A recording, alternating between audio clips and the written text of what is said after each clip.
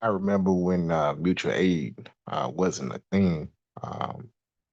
From my experience, I remember in the early 2000s, folks would do their best to kind of protest and demonstrate, you know, especially against the police. But my first protest was actually against working conditions, workers at Home Depot. Protest took place where a Home Depot employee was complaining about know, the conditions of working and pay and whatnot. I think at that time in the early 2000s, it's probably like 2003 or something like that. They was getting paid like $15 an hour. I think that was the best that they were being paid. And so I noticed driving one particular time, this employee, he was there and I noticed he was outside pretty much by himself. And he had told us that other people had previously protested, but they was like too afraid to be publicly associated with the protests. So that's kind of uh, more so what I noticed at that particular time. Uh, I thought that was interesting. I thought that that was interesting. So yeah, I desired to more so help him, and what I did was I learned a lot just at that particular time. My first protest, my first protest, and me and Eric, we was probably protested with him 3 or 4 times. Obviously, we didn't make it every time. He probably did, but uh, I mean, before that, protest was something we saw on TV, and it never was more. At least when we was out there, more than 3 or 4 people.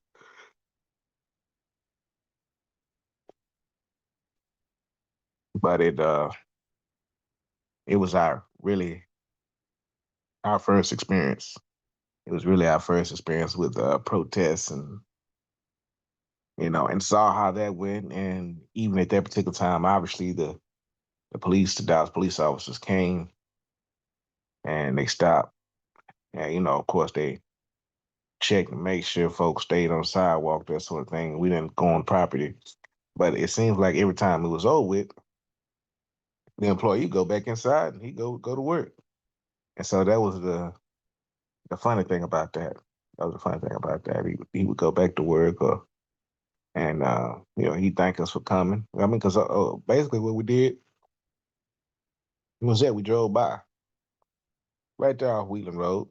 Uh, it's still there, still open. We just drove by, saw him, and keep in mind we were listening to Dead Prez at the time. And if you're familiar with Dead Prez, M1, Stickman, and they music, particularly Let's Get Free, that played a heavy influence upon us. And so we got an opportunity to kind of show our discontent, if you will, or our disagreements, particularly around the war in Iraq. Um, I myself participated in a number of protests against the war in Iraq, what they called, this government called, a mission to find weapons of mass destruction. Ironically, an officer on December 12th, 2017 told Rakim the same thing. They were looking for weapons of mass destruction in his house. So when they raided, but so we participated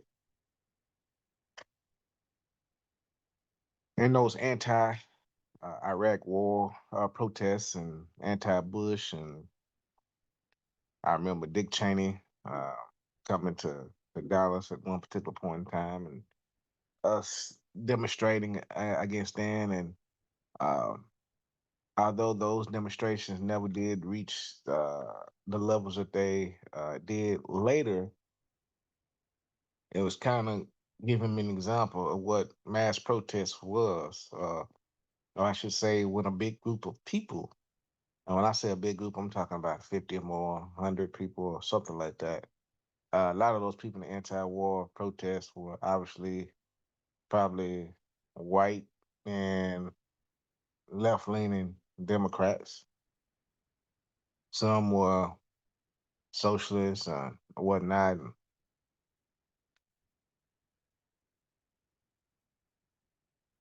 So yeah, so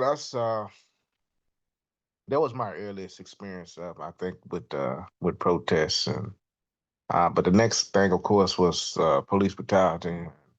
Dallas obviously had its own number of different cases with police brutality. I think the first one that I remember, if my memory serves me correct, is Alan Simpson. I believe he died due to being choked. Um, and people like Reverend Ronald Wright, who was probably the leading, I want to say, activist at the particular time, took an issue with that, and he, of course, was partnered with Reverend Peter Johnson, and they both,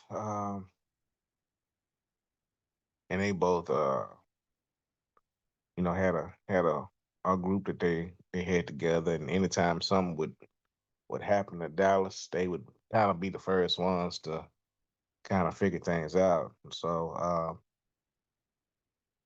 yeah, figure things out, and so I remember the vascular neck restraint just being used at that particular time as a way to uh, obviously was used a way to kill at least Alan Simpson, murder Alan Simpson, and obviously I think his family was paid out some. But Dallas was always prepared